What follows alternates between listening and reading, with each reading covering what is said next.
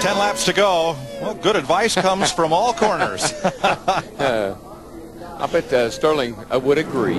From 12th on back, they pitted. Jeff Burton came out 12th, then Dale Jarrett, Bobby Labonte, Matt Kenseth, Jerry Nadeau, Dale Earnhardt Jr., Kurt Busch, Joe Nemechek, and Dave Blaney. That fills out the 20 lead lap cars. Now, if you're headed for the roulette table, consider this. Last year, Jeff Gordon started 24th here and won. Where do you think Sterling started today? 24th. No kidding. So 24 might be a lucky number. Well, it has been. I know that. Let's go down to the Hollywood Hotel. All right, last year Sterling Marlin finished second in this race, Jeff Hammond. He had trouble in the restarts, if we recall. Yeah, last year, Chris, he actually finished third, but he had restart problems. For some reason, the car wouldn't come up to speed like it needed to, and it cost him. He was leading at that time. Guys got by him, cost him a win. Hopefully this time it won't happen. Hey, Jeff. Sixth? Yeah. One thing you got to watch here now, they've got hot tires. Right. Rode around here 2 or 3 laps. You spin those rear tires, and I see he's cleaning them up. Yep. I mean, our crew chief right now, everybody's on the radio telling me, all right, get those things cleared, get it cleared out, and clean those tires off. Whatever you do, clean the tires off. They're probably overemphasizing that, and then they're going to say, don't miss a shift. And, of course, another caution flag, another dramatic finish. Dramatic finish. Hang on. Who knows what's next? A fewer than 10 to go. Let's go upstairs to Mike Joy. It'll be 8 to go when they come back, and we'll show you speed on Sterling. There he is behind the pace car at 50 miles an hour. Now, because we're under 10 laps to go, all the 20 cars on the lead lap line up in front of the lapped cars. They're getting that sorted out right now, but the lights are out on the safety car, and we're set to go. Just think back to Daytona, folks. Last lap, 5 laps ago, come down for a restart, and the next thing you know, about 10 cars were in the fence. Bad restart. Sterling maintained about 48, 49 miles per hour. Right there to the restart area. Still down there. Now he comes up. Here he goes. So far, so good. Great start so far. And where was Mark Martin? They were not closed up on that restart. Sterling started a tad early, but he has that prerogative. Almost 140 miles an hour at the start-finish line. 140 down in the middle of 1 and 2 right here. Here's Mark Martin, the 6th car. See the Fox track. We'll see how these guys back in here that stopped and got tires. May want to watch the back of your screen here. They may come flying in the picture any moment. Now that's from Jeff Burton on back in 12th place. Are the cars with fresh tires. But the laps are dwindling.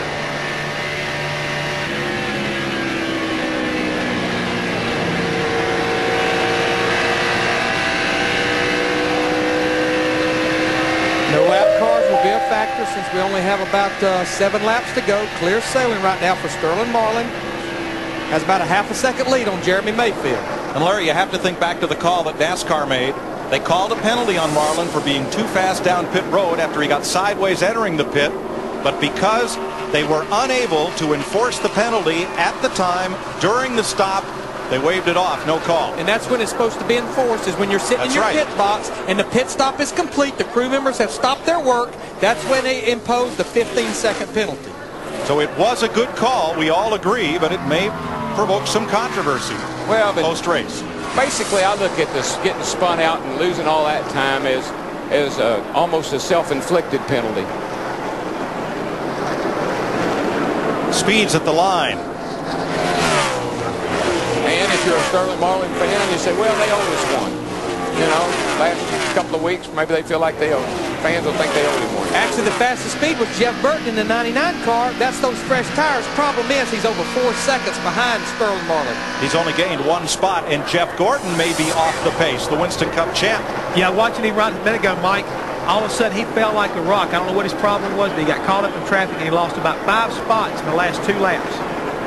Dale Jarrett's the one that's really on the move with 4 tires. Jarrett's up to 10th. He and Burton started way back there, but they've shot around Rusty Wallace.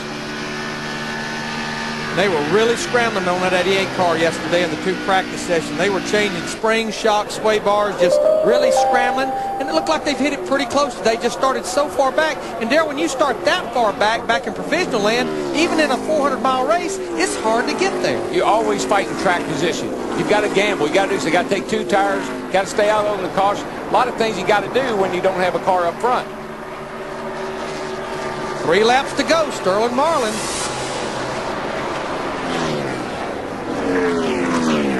And Tony Stewart, who dominated this race for a while, back to 5th. I'll tell you what, I was glad I'd be way up front. If I look back in my mirror, I wouldn't want to see what's fixing to happen back here. It's a big old mess. I'd have to wake up Jesse here in a minute. And rookie Jimmy Johnson running in 6th. Rookie Ryan Newman is 4th. You got to give a call to Jeremy, too, because he's hanging right there, and he looks like he's going to hang on to 2nd place. Tony Stewart fought his way back up to 5th. I think that caution helped him. But Jimmy Johnson, who almost crashed out of here, closing up on Stewart in a hurry.